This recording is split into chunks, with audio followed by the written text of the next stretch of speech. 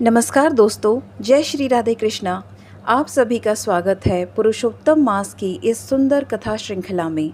आशा करती हूँ आप पूरी श्रद्धा और भाव से इस पावन पुरुषोत्तम मास के व्रत का पालन कर रहे होंगे। तो चलिए इसी श्रृंखला में आगे बढ़ते हैं और सुनते हैं आज 11वें दिन की कथा।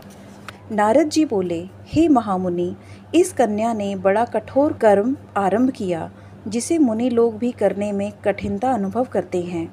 श्री नारायण बोले, उस कल्याणी ने बड़ी कठिनाई से होने वाला तप प्रारंभ किया तथा पंचमुखी शांत शिव का ध्यान करने लगी। गर्मी में प्रचंड धूप में अग्नि के बीच में बैठकर, हेमंत तथा शीत में ठंडे जल में बैठकर तपस्या करती थी। उसका मुख जल में कमल के समान तथा सिर के बाल फैलकर सेवार मंजरी से घिरे जल में शोभायमान लगते थे। वह बाला वर्षा ऋतु में खुले मैदान में वर्षा के जल को अपने शरीर पर लेती थी। भोजन के समय पर दोनों समय वह कोमल अंग वाली केवल धुआं पीकर रह जाती थी। इस प्रकार के उग्र तप को सुनकर देवराज इंद्र चिंतित हुए।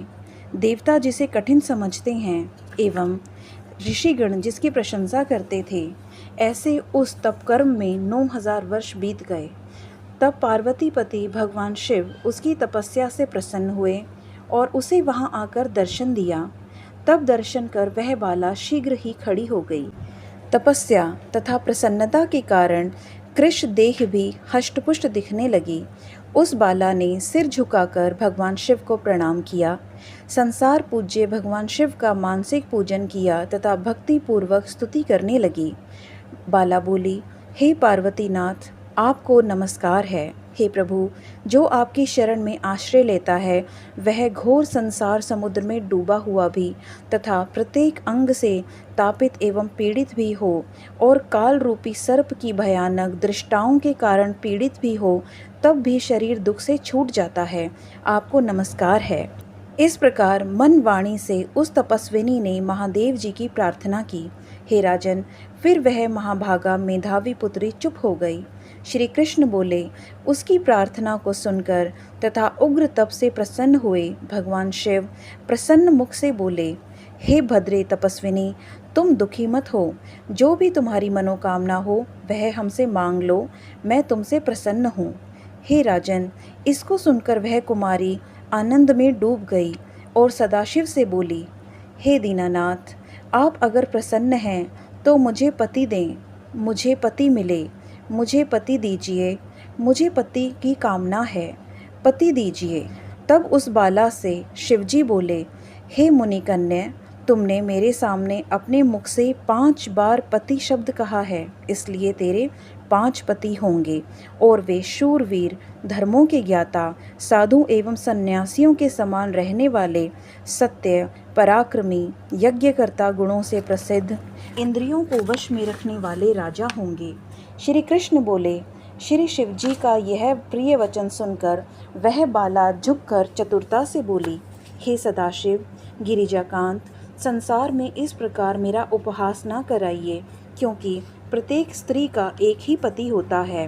5 पतियों वाली एक स्त्री कहीं नहीं देखी। हे मुनि, हे कृपा निधान, आपके सामने इस प्रकार कहना योग्य तो नहीं है, इसलिए मैं क्षमा चाहती हूँ। हे प्रभु, मैं आपकी शरण में हूँ। इसे सुनकर भगवान शंकर कहने लगे, भीरू, तुम डरो नहीं। आगे के जन्म में तपस्या के बल से तू माँ के गर्भ द्वारा उत्पन्न नहीं होगी। उसी जन्म से तुझे ये 5 पति भी प्राप्त होंगे। उन पतियों के साथ अनेक सुख भोग कर तू परम पद को भी प्राप्त होगी। पुरुषोत्तम मास भगवान का प्यारा महीना है, तूने उसका नियम पालन नहीं किया। श्री कृष्ण भगवान ने अपना ऐश्वर्य इसे प्रदान करके उसे अपना बनाया है। ब्रह्मादि देवता, नारद तथा मैं भी जिसकी आज्ञा पालन करते हैं, उनकी आज्ञा भला कौन टाल सकता है। हे मूढ़े, तूने संसार पूज्य इस मास का व्रत पालन नहीं किया। हे ब्राह्मण पुत्री, इसी कारण तेरे 5 पति होंगे।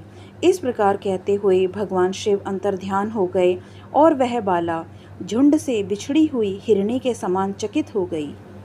यह कथा यहीं संपन्न होती है। आगे की कथा का श्रवण हम अगले वीडियो में करेंगे।